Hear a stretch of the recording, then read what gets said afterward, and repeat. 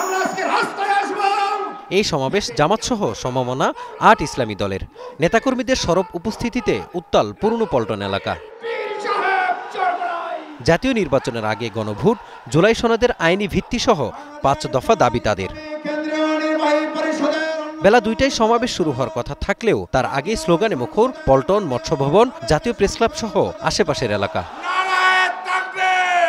এ সময় নির্বাচনের আগে গণভোট ও জুলাই সনদের আইনি ভিত্তি নিশ্চিত না হলে জনগণ আবারও রাজপথে নামবে বলে হুঁশিয়ারি দেন দলগুলোর নেতারা। বাংলাদেশের পথে যাত্রা শুরু করতে হলে সংস্কারের প্রয়োজনে জাতীয় নির্বাচনের আগে গণভোট দিতে হবে। জুলাই সনদে আইনি ভিত্তি দিতে হবে, বাস্তবায়ন করতে হবে, বাস্তবায়নের জন্য আদেশ দিতে হবে, আর এইটা বাস্তবায়নের জন্য গণভোট দিতে হবে। সাংবিধানিক পদগুলোতে পৃথক অ্যাপয়েন্টিং অথরিটি হবে।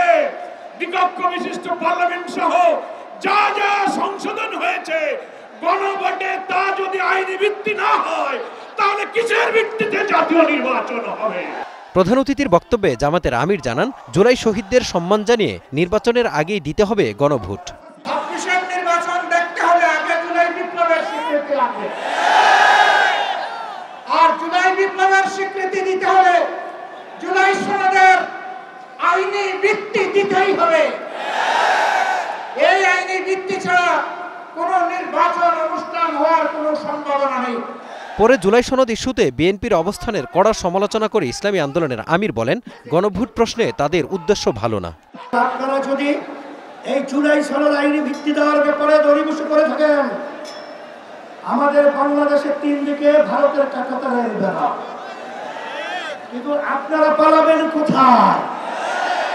আপনাদের জন্য অপেক্ষা করছেন সেই দক্ষিণে বঙ্গোপসাগর। সমাবেশের এক পর্যায়ে সামনে আসে ১৩ই নভেম্বর প্রসঙ্গ। আসে দিল্লিতে বসে যারা নাশকতা করতে চায় তাদের কঠোরভাবে মোকাবেলার বার্তা। দিল্লির ষড়যন্ত্রে আগামী ১৩ তারিখে শাটডাউনের নামে নতুন নাশকতার পরিকল্পনা করা হচ্ছে। নতুন পুরাতন কোনো ফেসিস্টকেই বাংলাদেশে আর বরদাস্ত করা হবে না বলেও হুঁশিয়ারি দেওয়া হয় ৮ দলের এই সমাবেশ থেকে। অতীতের সব তিক্ততা ভুলে ৫ দফা দাবি আদায়ে এক মঞ্চে দেশের বেশিরভাগ ইসলামী দলগুলো।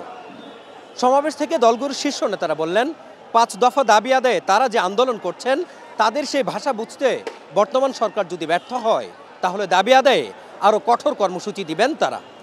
Mazharul Islam, star news, Dhaka.